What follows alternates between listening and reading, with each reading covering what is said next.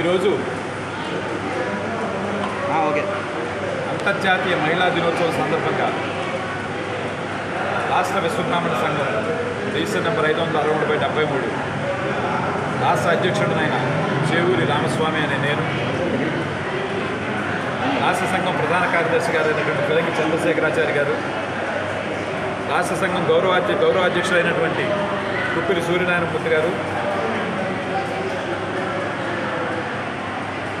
అన్నమయ్య జిల్లా నుంచి జిల్లా అధ్యక్షుడైనటువంటి వెలిగారు వెంకటేశ్వరాచారి గారు, అలాగే నెల్లూరు జిల్లా కావలి నుంచి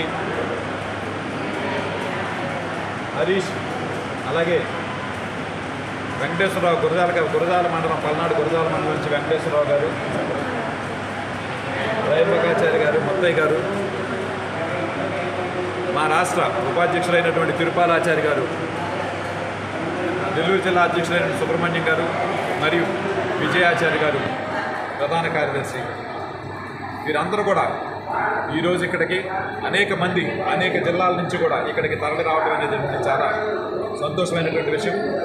ఈరోజు ముఖ్యంగా అంతర్జాతీయ మహిళా దినోత్సవం అనగానే అందరం కూడా మనలో ప్రతి ఒక్కరూ కూడా స్పందించవలసినటువంటి విషయం. ఎందుకంటే ఎత్ర నార్యంతు పూజ్యంతే రమంతే తత్ర దేవత, ఈ విషయం మనందరికీ కూడా తెలుసు. ఎక్కడైతే స్త్రీలు పూజించబడతారో అక్కడే దేవతలు ఉంటారనేటటువంటిది.